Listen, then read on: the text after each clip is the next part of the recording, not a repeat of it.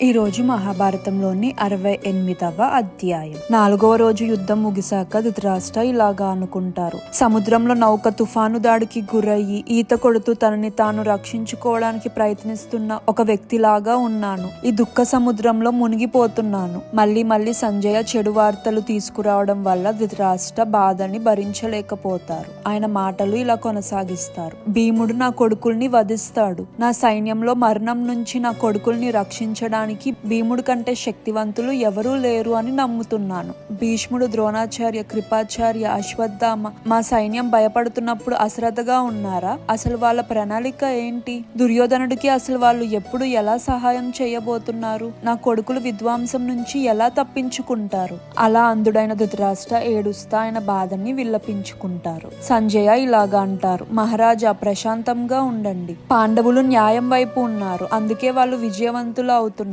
మీ కొడుకులు ధైర్యవంతులు, కానీ వాళ్ళవి మూర్ఖపు ఆలోచనలు. అందుకనే అదృష్టం వాళ్ళకి అనుకూలంగా లేదు. వాళ్ళు పాండవులకి చాలా అన్యాయం చేశారు. వాళ్ళు చేసిన పాపాలకి ప్రతిఫలం ఇప్పుడు అనుభవిస్తున్నారు. పాండవులు ఏదో మాయ చేసి గెలవడం లేదు. వాళ్ళు క్షత్రియ ఆచారం ప్రకారం పోరాడి గెలుస్తున్నారు. స్నేహితులు మీకు ఇచ్చిన సలహాలను మీరు విస్మరించారు. విదురుడు, భీష్ముడు, ద్రోణాచార్య మరియు నేను మీరు మూర్ఖపు మార్గంలోకి వెళ్లకుండా ఆపడానికి ప్రయత్నించాము. కానీ మీరు మా మాట వినకుండా ముందుకు వెళ్లారు. మీరు మా సలహాని పాటించి ఉంటే మీ మనుషుల్ని కాపాడుకునేవాళ్ళు. కానీ మీరు మీ మూర్ఖపు కొడుకు కోరికని అంగీకరించారు. ఇప్పుడు మీరు బాధలో ఉన్నారు. 4వ రోజు యుద్ధం ముగిసినాక దుర్యోధనుడు భీష్మ పితామహ శిబిరంలోకి వెళ్లి ఆయన్ని నమస్కరించి ఇలాగా అంటారు. తాతగారు, ఈ ప్రపంచానికి తెలుసు మీరు ఎవరికి భయపడని వీరుడని. మీలాగానే ద్రోణాచార్య, కృపాచార్య, అశ్వత్థామ, కృతవర్మ, సుదక్షిణ, భూరిశ్రవస్సుడు, వికర్ణ మరియు భగదత్త మీ యోధులు అందరికీ మరణ భయం అనేదే లేదు.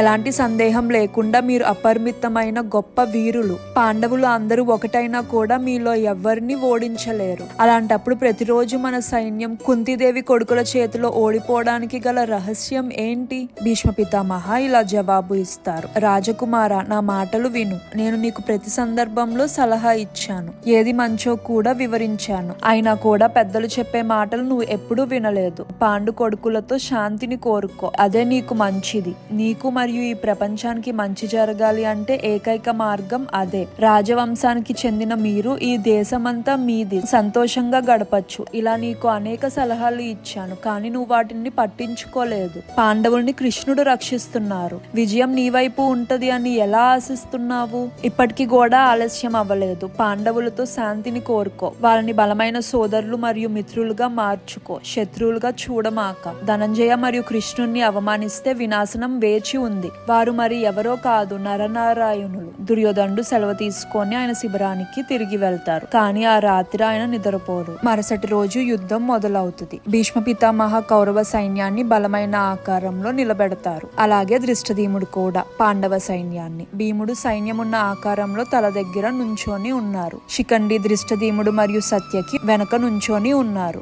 మధ్యలో ఇతర సైన్యాధిపతులు ఉన్నారు. ధర్మపుత్ర మరియు నకుల సహదేవులు వెనుక భాగంలో ఉన్నారు. భీష్ముడు ఆయన విల్లుని వంచి బాణాలు వదులుతారు. పాండవ సైన్యం తాతగారి దాడికి బాగా బాధపడ్డారు. అది చూసిన ధనంజయ వేగంగా చాలా బాణాలు భీష్ముడి వైపుకి పంపించారు. దుర్యోధన ద్రోణాచార్య దగ్గరికి వెళ్లి ఎప్పటిలాగా ఫిర్యాదు చేశాడు. ద్రోణాచార్య కోపంతో ఇలాగా అంటారు. యువరాజా, మీరు అర్థం చేసుకోకుండా మాట్లాడుతున్నారు. పాండవుల బలం గురించి మీకు తెలియడం లేదు. మా కృషికి తగ్గట్టు మేము చేస్తున్నాము. ద్రోణాచార్య శక్తివంతమైన దాడి పాండవ సైన్యం తట్టుకోలేకపోయింది. సత్యకి మరియు భీముడు ద్రోణాచార్య దృష్టిని వాళ్ళ వైపుకి తిప్పుకుంటారు. యుద్ధం ఇంకా భయంకరంగా కొనసాగింది. ద్రోణాచార్య, భీష్ముడు, శల్య భీముడిపై ఉమ్మడి దాడి చేశారు. శిఖండి భీముడికి సహాయం చేస్తా భీష్ముడిపై బాణాల వర్షం కురిపిస్తాడు. శిఖండి వచ్చిన వెంటనే భీష్ముడు వెనక్కి తగ్గుతారు. ఎందుకంటే శిఖండి పుట్టుకతో ఆడవాళ్లు అవ్వడం చేత. భీష్ముడు నియమాల ప్రకారం ఒక స్త్రీ పైన దాడి చేయరు. ఇప్పుడైతే ద్రోణాచార్య భీష్ముడు వెనక్కి తగ్గడం చూస్తారో అప్పుడు ద్రోణాచార్య శిఖండిపై దాడి చేయడం మొదలు పెడతారు. శిఖండి వెనక్కి తగ్గుతాడు.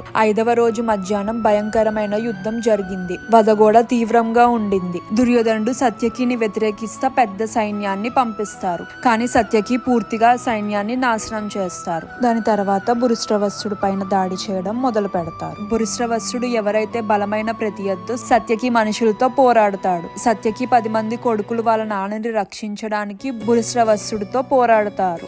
భూరిశ్రవస్సుడు ఆ దాడికి ఏమాత్రం వణకకుండా బలంగా పోరాడతారు. ఆయన గురి చూసి వాళ్ళ ఆయుధాలని విరిచి వాళ్ళని సంహరిస్తారు. మెరుపు దాడికి పడిపోయిన చెట్లు వల్లే వాళ్ళందరూ మరణిస్తారు. అది చూసి సత్యకి బాధ మరియు కోపంతో భూరిశ్రవసుని వధించడానికి వేగంగా వెళ్తారు. వాళ్ళిద్దరి రథాలు ఢీకొని ముక్కలుగా విరిగిపోతాయి. వీరులిద్దరూ ముఖాముఖిగా నుంచొని కత్తి పట్టుకొని ఒంటరి పోరాటం చేయడానికి వేచి ఉంటారు. అప్పుడు భీముడు వచ్చి సత్యకిని బలవంతంగా ఆయన రథంలో తీసుకొని వెళ్తారు. ఎందుకంటే భీముడికి తెలుసు భూరిశ్రవసుడు సాటిలేని కత్తి యోధుడు అని. భీముడు సత్యకి మరణించాలి అని అనుకోరు. అర్జునుడు ఆ రోజు సాయంత్రం 1000 మంది వీరుల్ని వధిస్తారు. సూర్యాస్తమి అయినాక భీష్ముడు పోరాటాన్ని ఆపమని ఆదేశిస్తారు. పాండవ సైన్యంలో ఉన్న యువరాజులు అర్జునుడిని చుట్టుముట్టి ఆయన్ని ప్రశంసిస్తారు. ఇరువైపుల సైనిక దళాలు శిబిరాల్లోకి వెళ్తాయి, అలసిపోయిన గుర్రాలు ఏనుగులతో కలిసి. మహాభారతంలో ఇంకా అనేకమైన విషయాలు మీకోసం ఉన్నాయి. తెలుసుకోవాలంటే సబ్స్క్రైబ్ చేసుకొని ఆల్ అని సెలెక్ట్ చేసుకోండి. నచ్చితే లైక్, కమెంట్ అండ్ షేర్ చేయండి. మన ఇతిహాసాన్ని అందరికీ తెలిసేలా చేద్దాం.